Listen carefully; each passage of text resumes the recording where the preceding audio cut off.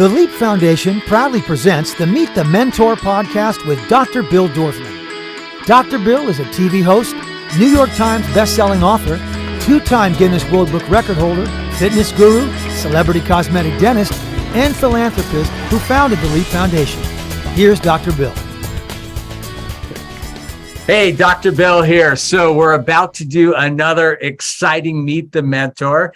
This is my birthday week. You always know how special that is. In fact, I've got my birthday balloons here, and I'm going on a big birthday trip. I'm taking my daughter, my three daughters, their three boyfriends, and approximately 6 20-year-olds on a big trip to Turkey. Leaving Friday, we'll be gone for a week. So I'm super excited about that. And I'm excited about Leap 2023. We will be July 16th to the 22nd at UCLA again. Sweet 16. This will be our 16th year there. We hope to be full force, barring any new variant of COVID, but it looks like we got that thing licked. So we're super excited about that. And we will, of course, have a great lineup of speakers. For those of you who aren't familiar with Leap, in the past, we've had amazing speakers. And what we do at Leap is we try to teach students the skills that they need to be successful in life.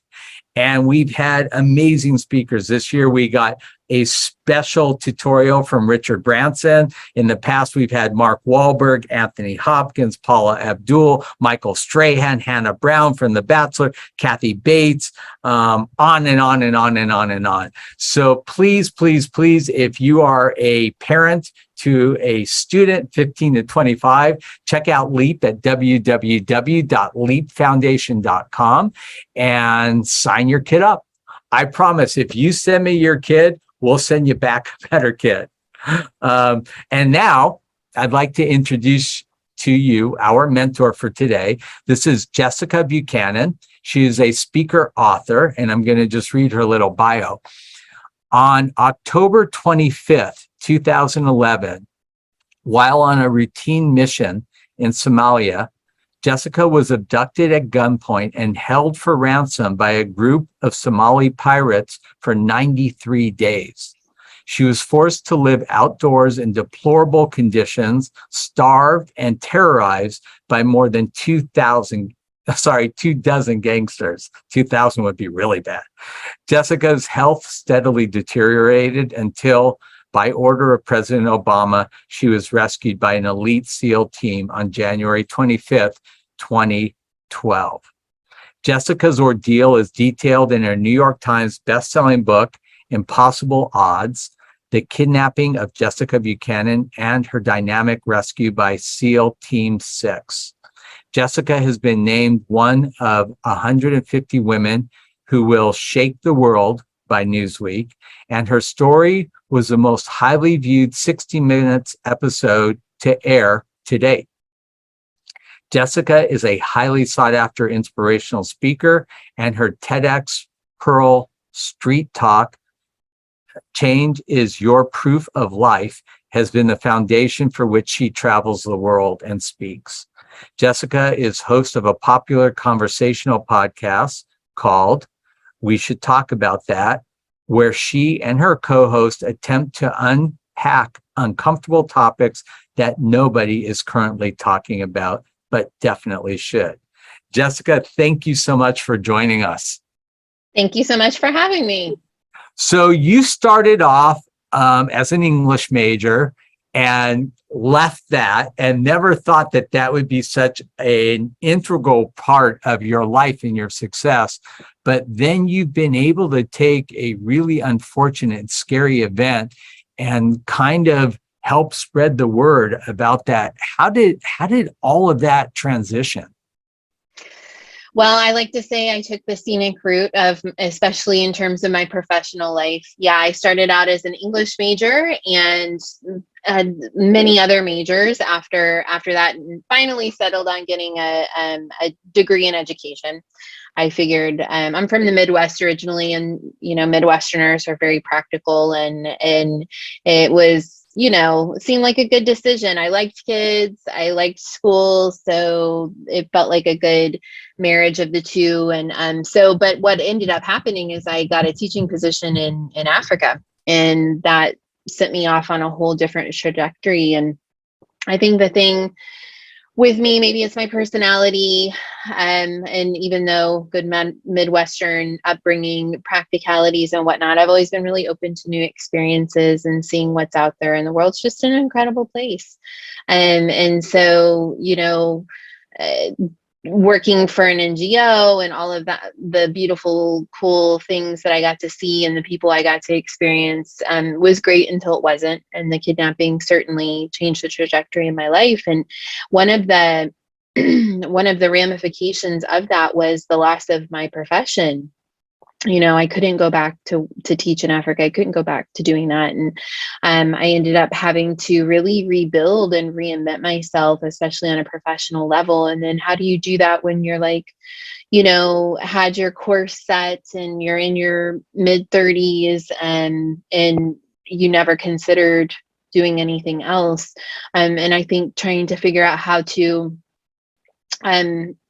take my pain and this really difficult circumstance, even though I lived, I had to mourn the loss of my career and all of the dreams and the things that I was working toward, and turn my pain into some sort of purpose in order to make it mean something. Let me ask you something, because I really want to learn a little bit about how that whole thing happened. So you were on a routine mission trip, right? Mm-hmm. With how many people were in your group? So I worked for an international non-governmental organization, a Danish organization. And so there was just me and another colleague. And then we were with our local colleagues, Somali. So we were in Somalia. How many people were actually kidnapped? 2, me and my colleague, Paul. Mm-hmm. So it was you and your colleague, and you were held by 24 pirates? I mean, they call themselves pirates. This is at a time, 2011, when piracy was like a thing off the coast. Yeah. If you've seen the movie Captain Phillips. Yes. Yeah. So that was like that whole time. So he got taken like a year before me. And so that his particular... Wait. Captain Phillips got taken a year before you, not your partner. Mm-hmm. Okay. No, Captain Phillips. So I'm setting that up to like say that they like people would typically be taken when they were out at sea, like on ships, or maybe tourists like on their own yachts or whatever.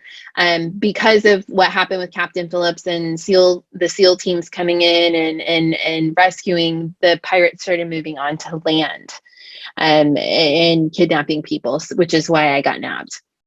Okay. And so just for a minute, can you just kind of explain, what was that like? I mean, were you sleeping in tents? Did you have sleeping bag, or basically like you were just like on the ground outside? I was just on the ground. Yeah. I like to say nothing. It was the most extreme camping experience. And I'm a campy kind of girl. Yeah. I'm thinking like no toothbrush, no toothpaste, no toilet paper, no bathrooms, no anything, right? Yeah. I mean, eventually somebody brought me a toothbrush and some toothpaste, and definitely no shelter, no tent, no tarp, no sleeping bag. And you're wearing the same clothes for 93 days? They brought me a couple changes of clothes too, like loose Somali dresses, and no underwear. Like somebody stole my underwear and didn't bring me any. I could not get it across to them that I needed underwear. They couldn't figure that out. And I'm the only woman. So, I mean, we're talking, it would like, they would exchange posts, but anywhere from like 9 men to 30 men surrounded, heavily armed, AK-47s, machine guns, chains of ammo. And they were demanding a lot of money. Like, what was the end game for them? Money, all about money. It wasn't ideological. The demand started at $45 million, which is generally what you would demand for a ship. And they didn't seem to understand that we weren't cargo. We were just two people. And so by the end of the 93 days, word is the demand had gone down to 4 million. So, there's a negotiation process, and they started at 45 million. And then my organization countered at 20,000. So it's going to take a really long time to meet somewhere in the middle. And then a Navy SEAL team just came in and rescued you guys? Yep. In the middle of the night. Had no idea who they were. Had no idea that it was actually a rescue attempt. Thought we were being re-kidnapped by another pirate group. I'm glad. I'm sure you were like really relieved when you heard them speaking English. And yeah. Of course, they knew your name too. Yes, they knew my name. They knew all kinds of things about me. They'd been watching us from, surveillance cameras and drones the entire time we were out there. They had medicine, they had food. Was this like this big, like sneaky thing, or was it like gunfire and shooting and all that kind of stuff? Both. They had to hike in, I think 2 to 3 miles before they cleared our camp, because they parachuted out of planes in the middle of the night into the desert to come and get us. Oh, it's pretty incredible. That is, yeah. It's a movie. We're still waiting, but yeah, it's a movie. Oh my goodness. And then they got you guys out safely, obviously. Mm-hmm. Did they have to shoot any of the pirates? Do you know? They did. All 9 of them died. Oh, wow. Yeah. Crazy. Yeah. Mm-hmm. But there was no, typically attempts like that, they're very, very dangerous for so many reasons, but more than likely the hostage doesn't make it out of something like that alive. They'll either be shot by their captors or they'll get caught in crossfire. So, it's just a miracle that we both made it out of there alive. It really is. Wow. Mm-hmm. Wow. I'm speechless. I've never met anybody who's been kidnapped. Like that's crazy. Yeah. By the end of 93 days, did you start to actually be able to like understand what they were saying and learn their language a little bit too? Or were you just in the dark the whole time? Well, I lived in Somalia for about 2.5 years prior to this happening. So I had a general working knowledge, not great. It's a very difficult language. But I was getting to the point where I could understand what was going to be coming, what was happening. And there was, people always ask me, well, how did you communicate? Like some of them did speak English. And so there was a mix of pointing and gesturing and words that we all knew. And then many of them I just didn't talk to because they were terrible. So, but like sitting there, I'm sure that, you're listening to them have conversations about, possibly killing you or, yep. Absolutely. Oh my gosh, wow. I'm blown away. That's crazy. So I'm a lucky girl, I like to say. Yeah. And then, we had a very brief conversation before this started, but you basically came back and you made lemonade out of lemons, and I always, tell people, you get to a fork in the road, and there are people that would let an incident like this completely destroy their life, their morale, their everything. And then there are people that will say, okay, I'm going to take the high road and I'm going to use this as an opportunity to teach and help people overcome things. Because at the end of the day, when you are going through some daily crisis, it pales in comparison, right? So tell me how you launched a whole career being a speaker and an author and really getting out there and what your message is. So I heard this quote not too long ago, and it so resonated with me because it's been so true in my life, is that pain can either become a prison or it can become a platform. Totally. And right. And that just applies in so many instances. And I, when I first got out, people were like, oh, you should write a book. And I'm, of course I always felt like I was going to write a book about something. I had no way of knowing that it was going to be about something like this. And and I, for 6 months, I was just like, don't talk to me about it. I can't even handle thinking about it. I just need to put this all out of my mind. And then I woke up one morning and it was like, I should give this some serious consideration. And so, this was 10 years ago, and the publishing world is very different now than it was then. But I just started kind of exploring loosely what it would look like to get a literary agent, found one that was interested in working with me. And she was really good in terms of walking us through the whole process of a book deal. And we got this tremendous book deal from Simon and Schuster, and had help in crafting the book with a ghostwriter. And I co-wrote it with my husband, Eric. And I was still too traumatized, I think, and just didn't know the process and how things worked to understand like what was next and what was going to happen, So we did the whole media tour. The book hit the New York Times bestseller list. And I had lots of opportunities that I'm not sure I quite appreciated in that present moment, because I just didn't know what to make out of it. And I'm not sure I was ready for it or even wanted it. And so I have a question. Books don't just hit the New York Times bestseller list. I mean, there are thousands and thousands and thousands of books being published every year. Mm-hmm. Did you pair it with a media tour? Was there some kind of like ABC, broadcast news event or something or Oprah or something had to really initiate the book sales? What was that? Exactly. And that would have been the 60 Minutes interview. So the thing that I didn't know that I was doing right at the time, because I didn't have it in my mind that I was going to write a New York Times bestseller and go on this media tour, but I went dark. I didn't talk to anybody. In fact, like the FBI, when I came home, rerouted me and my entire family across the United States, because there was tons of media coverage. This was a big, huge, high-profile event. The rescue was ordered by President Obama. He referenced it during the State of the Union address. It's SEAL Team 6.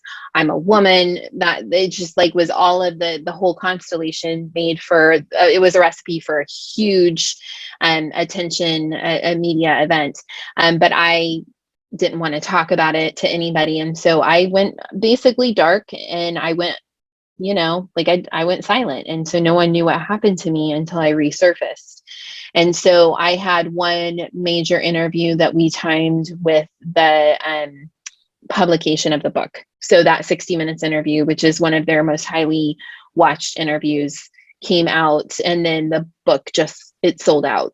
Yeah, I mean, that's the impetus you need. It's funny. Yeah. I too wrote a New York Times bestseller, and the market changes dramatically from year to year. But my book came out right after I finished ABC's Extreme Makeover. It was in 2006, and I sat down with a company called Promote a Book that would kind of seed the sales of your book. And when I spoke to the owner of the company, I said, what are the parameters that we need to meet in order to become a New York Times bestseller? He said, well, right now you need to sell 20,000 books in the first 2 weeks.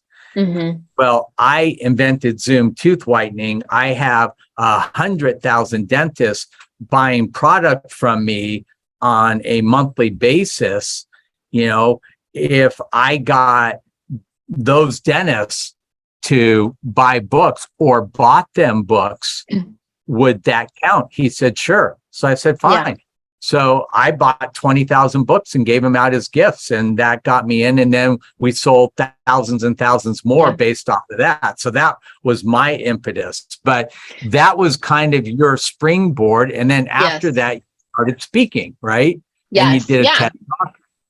Yep. And then, and then that's what happens. Then you get signed to speakers bureaus if you're lucky. And again, the industry is changing. COVID has changed things. I think some of those changes will stay, and some of them will go back to the way they used to be. But then I was invited to do a TEDx. And I live in a suburb of Washington, D.C. So I think sometimes location makes a big difference too. My network is such that meet really interesting people who are doing things in similar lines of work. I'm pretty sure that's how I ended up connecting with you, was through my mentor. Yeah, So it's true. But I have a challenging question. This happened 10 years ago, right? So I understand a lot of media, a lot of buzz for a few years. Here's the challenge. How do you stay relevant? How do you morph and stay relevant? Because, this is exciting and this is amazing and fascinating. And I just learned about it, but there's so much news coming out all the time, and people can say, oh, that's old. So how do you stay relevant and current? Yeah, and that's a great question. And it's a question that people ask me all the time. You have to figure out what's next. I can only tell the story so long and make that, my living, which for a while I had a really hard time with that. And I took a break for a while, which was probably not the best decision for my career, but it was what I needed to do for my mental health. And I needed to step back and figure out, okay, what's next? I know I love speaking. I know I want to write another book, but what is that going to be about? And so for me, my springboard is always going to be this crazy story of being kidnapped, right? But what are the other things that I learned through the kidnapping, that I learned about myself, that then I can rebrand and turn into a platform and then start speaking from? So for me, what I've been able to mine the meaning out of my situation is a big part of my story, and why the kidnapping happened for me in the first place is I didn't listen to myself. I didn't listen to my intuition. I knew I didn't want to go on this trip. I knew something bad was going to happen, and yet I let other people tell me what to do. So really, the platform that I stand on and that I speak from now is about, not abandoning myself, because the kidnapping was such a huge act of self-abandonment. And so what I've done is I've launched that into a huge message that my primary audience is women, with the ages of 25 to 65. I started a top 1% ranking podcast called We Should Talk About That. Primarily, my audience is women. And I've started a publishing imprint, and I only work with women. I support them as they tell their stories and get their books out through hybrid publishing. Because again, working with the publishing industry has changed. And I don't think that just because if you don't have 250 to 500,000 followers on Instagram, that you shouldn't be able to have the chance to tell your story and write a book. So really what you have to do is rebrand it.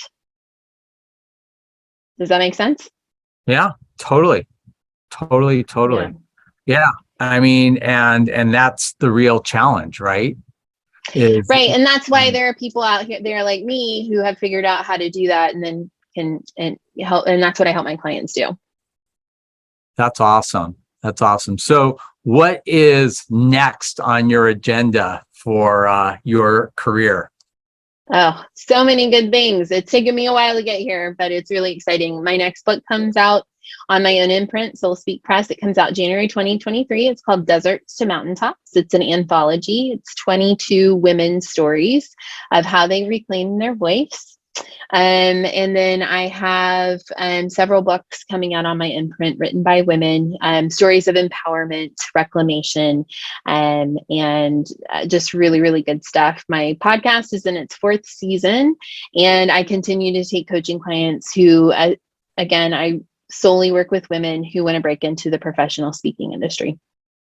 That is amazing. And if any of my students want to contact you, what's the best way to reach you? Sure. You can hit me up through my email. It's just info@jessbuchanan.com. And I hang out on Instagram a lot, Jessica C. Buchanan. Okay, perfect. Hey, Jessica, thank you so much. And where are you living right now? In DC, you said? Yep, just outside. Well, if you ever make it out toward LA, especially during Leap Week, I would love to have you come and meet the students. So again, it will be July 16th to the 22nd in 2023. So write that down. Awesome. And if you're in the LA area, we'd love to have you come as a guest. Sounds great. Thank you. All right. Thanks so much. Hey, Dr. Bill. Thank you. Over and out. To learn more about the Leap Foundation, go to leapfoundation.com or find us on Facebook at facebook.com/Leap Foundation or on Instagram at Leap Foundation. Listen to the Meet the Mentor podcast with Dr. Bill Dorfman on Apple Podcasts, Google Podcasts, Spotify, Stitcher, or wherever you listen to your favorite podcast.